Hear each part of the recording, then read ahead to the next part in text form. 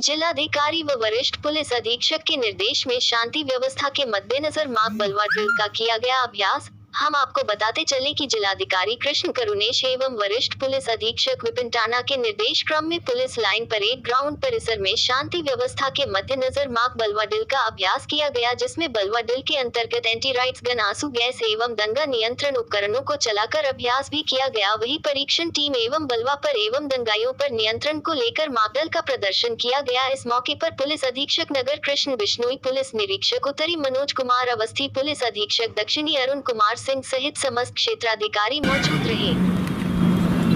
जैसे पहले एक बार ऐसा करें आरआई साहब।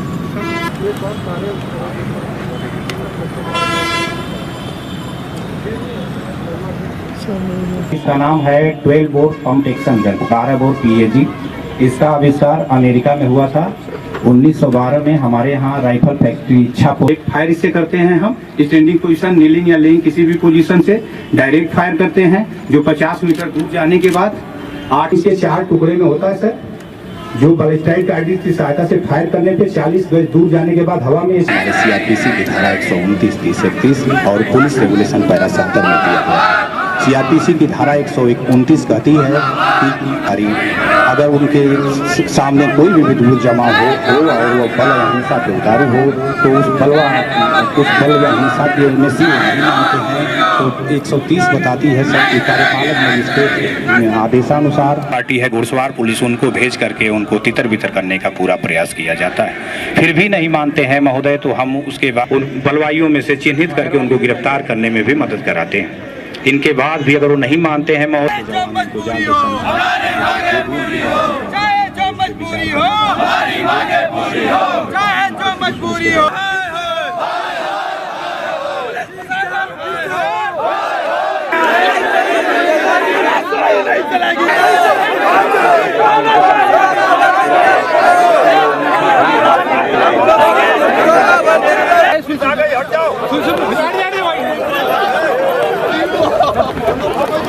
कितने को तैयार नहीं। घुड़सवार पुलिस के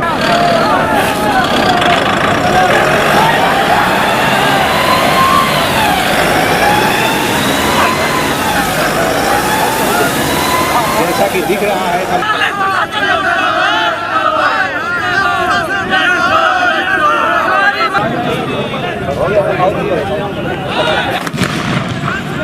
जैसा कि बलवाई नहीं माने उनके, यह लॉन्ग रेंज सेल था सर द्वारा लॉन्ग रेंज सेल का फायर किया गया, जो बलवाइयों के बीच धुएं का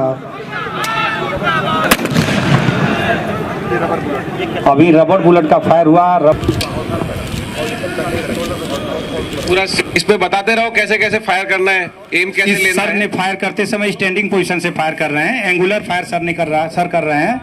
आप पैर थोड़ा सा खुला हुआ है, अगले पैर में थोड़ा सा कम है। सर ने पहले हवा का रुख दे, सर ने रबर बुलेट का फायर किया है, जो 45 गज दूर जाके रिपोर्ट होते आगे गया, क्योंकि वहाँ पे बहुत ज्यादा घास थी इसलिए वो रिफ्लेक्ट नहीं हुई और वो टकरा के रिकोचिट नहीं हुई घास की वजह से। अगर घास नहीं होती, कोई ठोस सतह होती तो उछड़ के वो कई बलवाइयों को चोटिल करती। पहले सिखा दें लेबर कैसे खेलते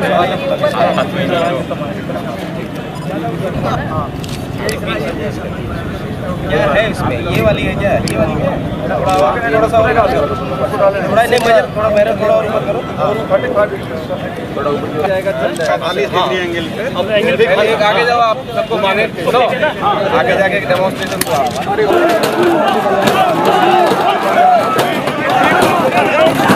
हमारे पास जो विफल हो जाने के बाद हमारी फायरिंग पार्टी आएगी और वो अपना फायरिंग की कार्रवाई को अमल में लाएगी।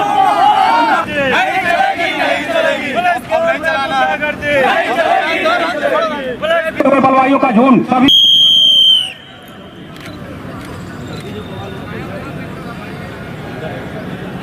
चेतावनी देंगे। बलवाइयों, तुम्हारा सम्मेलन विरोध सम्मेलन घोषित कर दिया गया है।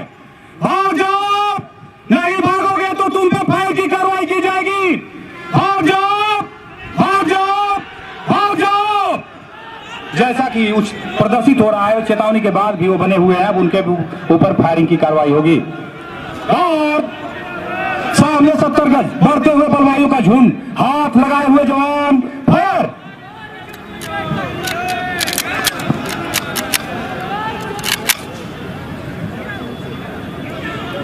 जैसा कि दिख रहा है 2 बलवाई गिर गए हैं। सावधान, उठा के करो।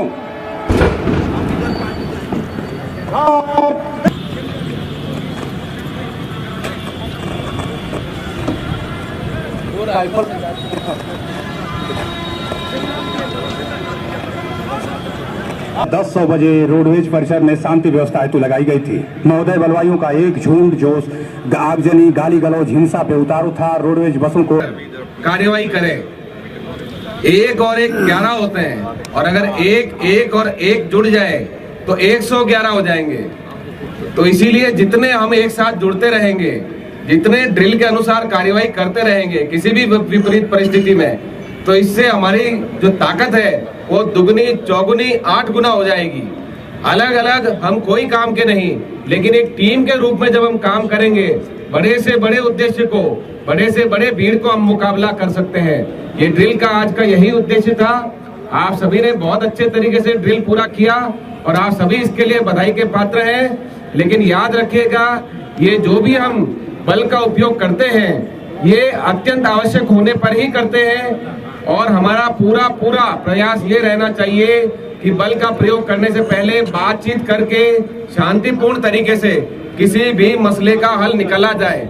आज जो ड्रिल एक्सरसाइज हुआ है वो बिल्कुल सही था, परफेक्ट था, लेकिन एक चीज़ याद रखिएगा, ह्यूमन नेचर हमेशा चेंज होता रहता है, बिहेवियर चेंज होता है। एग्जैक्टली सेम सिचुएशन आप लोग को फील्ड में हो सकता है ना मिले, थोड़ा बहुत चेंजेस हो, तो उसमें अपने उच्च अधिकारी से कंसल्ट करके मतलब जो भी सिचुएशन के हिसाब से डिसीजन है वो लिया जाता है।